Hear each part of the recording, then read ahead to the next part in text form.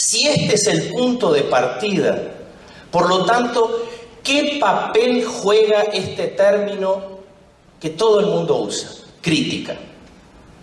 Lo primero que quiero mencionar muy rápidamente es que el término crítica es usado por todo el mundo. Preguntemos a nuestros vecinos, a nuestros familiares, preguntemos a nuestros colegas de trabajo. ¿Usted se considera crítico? Vamos a ver quién dice que sí. Todos nos consideramos críticos, todos somos críticos. George Bush, cuando invadió Irak, fue a invadir a partir de una crítica al gobierno iraquiano. Todo el mundo se considera crítico. Esta es una palabra que nadie renuncia, que nadie se adjetiva a través de lo contrario. Nadie se asume como acrítico, entonces tenemos que cualificar esta palabra, porque si no se torna una palabra que nada nos dice. Y efectivamente, cuando cualificamos la palabra crítica, nosotros observamos que hay una diversidad de perspectivas críticas o de posibilidades de críticas. Tenemos una crítica restauradora, una crítica que piensa críticamente, rechaza el desarrollo, la modernización, el progreso, y que busca la restauración del pasado. Todo mundo pasado, toda historia en el pasado siempre fue mejor que el presente. Esto, por ejemplo, va a caracterizar la aristocracia en la época de la Revolución Francesa. Todo el proceso de restauración envuelve una perspectiva crítica a la revolución burguesa. Es decir, hay una concepción de crítica que es restauradora, que es una crítica al avance para buscar el pasado. La crítica neoliberal claramente se instaura en este tipo de crítica restauradora. Criticamos el desarrollo del estado de bienestar, el mal llamado estado de bienestar. Criticamos el desarrollo de las políticas o derechos laborales para restaurar la lógica de la, entre comillas, libertad del mercado. Entonces tenemos en primer lugar una crítica restauradora. No es de esta crítica de la que estamos hablando. Hay otra crítica religiosa. Hay una perspectiva crítica del dogma religioso. Por ejemplo, la crítica al aborto, la crítica a la igualdad de orientación sexual, la crítica a la igualdad de derecho de casamiento, de unidad entre personas de un mismo sexo. Todo esto también es una crítica. Y una crítica fundada en un determinado dogma institucional, en un dogma de la institución, por ejemplo, católica, pero no solo. Tenemos también una perspectiva crítica aquí. No es de esta crítica de la que estamos hablando. Hay una crítica también puntual, una crítica que se desarrolla en aspectos puntuales de la realidad. Hay gente que critica la exclusión social en relaciones personales, al machismo como fenómeno o elemento desarticulado de toda la totalidad social. Esta es una crítica que no solo, pero que fundamentalmente se desarrolla a partir de la perspectiva posmoderna. Una crítica que no piensa la crítica a partir del sistema, sino la crítica a partir de subjetividades. Y que nos dice esa máxima del mundo contemporáneo: no busque transformar la realidad, transfórmese primero a sí mismo. No busque transformar la realidad, transforme primero su subjetividad. Esta es una clara crítica basada en una racionalidad posmoderna. Tampoco es de esta crítica de la que estamos hablando. Hay una crítica que también se confunde, y el uso cotidiano es del término crítico, básicamente la usa en este sentido: la crítica como rechazo. Fulano es muy crítico. No, fulano rechaza todo lo que le dicen. No es de esta crítica tampoco de la que estamos hablando. No es una crítica que margina, que rechaza, que no dialoga, que no confronta, que no polemiza, que apenas rechaza e ignora. La crítica de la que estamos hablando es una crítica, en primer lugar, que tiene como perspectiva la transformación social, como ya decía. En segundo lugar, que si busca la transformación social, el punto de partida es la necesaria comprensión de la real dinámica y estructura del mundo contemporáneo. No hay posibilidad de transformación social, no hay posibilidad de intervención inclusive profesional, crítica, si nosotros no tenemos una comprensión real, fiel de la realidad. Es decir, si nosotros no desarrollamos una comprensión teórica sobre la realidad, reproduciendo en nuestro pensamiento fielmente las determinaciones de la realidad. O sea, de la crítica de la que hablamos, es aquella que intenta constantemente contrastar nuestros discursos con la realidad. La crítica, el análisis crítico, por lo tanto, debe realizarse a partir del análisis de la historia.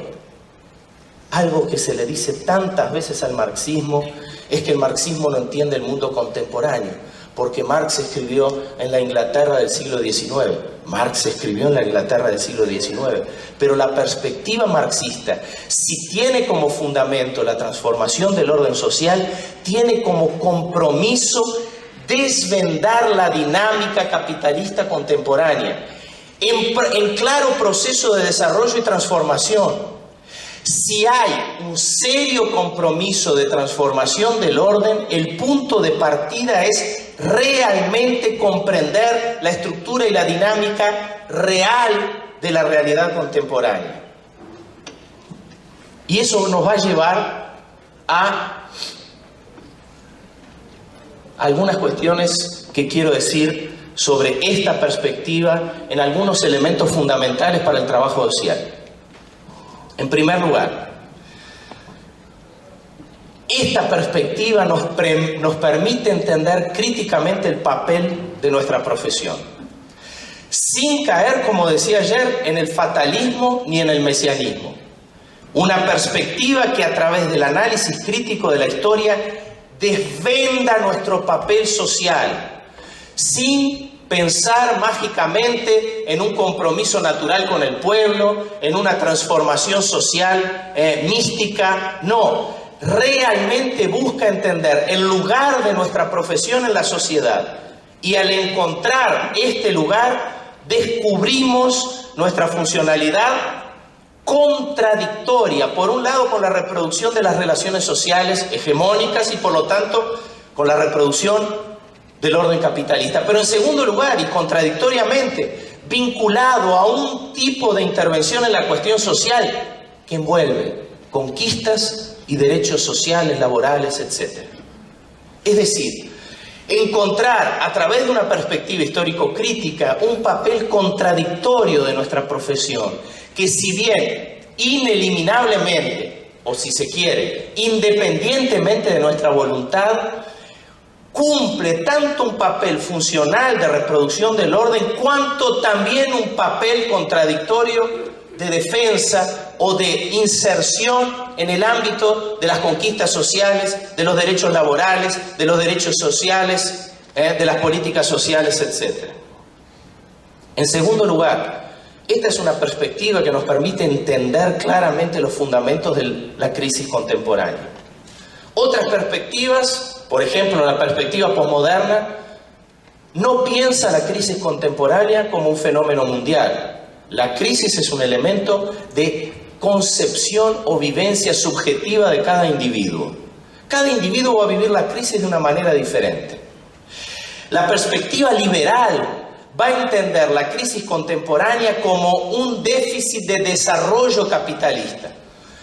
O sea, solucionar la crisis capitalista con más desarrollo del capitalismo. Pero la crisis contemporánea, a partir de una perspectiva histórico-crítica, nos permite entender los fundamentos de la crisis contemporánea, no como un déficit de desarrollo, sino como el producto del propio desarrollo capitalista.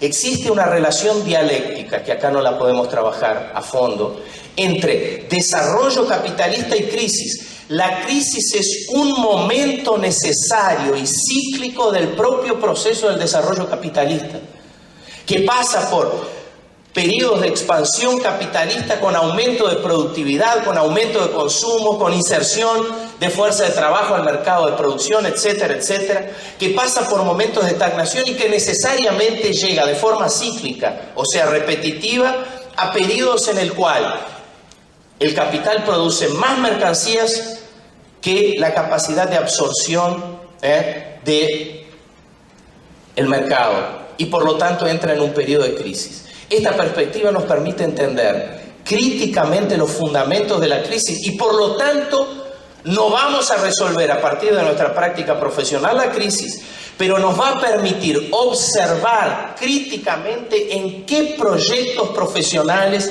en qué proyectos sociales estamos insertos y a partir de esto, qué funcionalidad o no tienen con procesos de transformación o de reproducción del orden vigente. La perspectiva histórico-crítica, voy a acelerar un poco, nos permite entender también los fundamentos de la pobreza.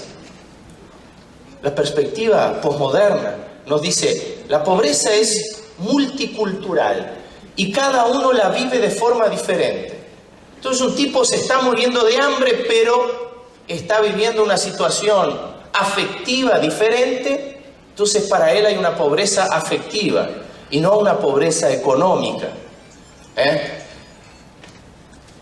La perspectiva liberal va a entender la pobreza también como un fenómeno autónomo, producto de una cultura, de un déficit individual. Cada individuo pobre es responsable por su propia situación. Es decir, o porque tiene un déficit de planeación, él no sabe adecuar sus gastos en función de sus rentas, o un déficit educativo, o un déficit comportamental. Tiene hábitos que lo llevan a malgastar dinero, etcétera, etcétera. O sea, la perspectiva liberal responsabiliza al individuo por su situación. La perspectiva histórico-crítica entiende la pobreza a partir de otro par dialéctico.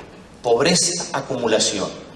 En el mundo capitalista, diferentemente de sociedades precapitalistas, la pobreza no es el resultado de un déficit de riqueza, de una riqueza insuficiente, sino al contrario, es el resultado de la propia riqueza. En el mundo capitalista, cuanto más riqueza se produce, mayor acumulación capitalista y por lo tanto más pobreza.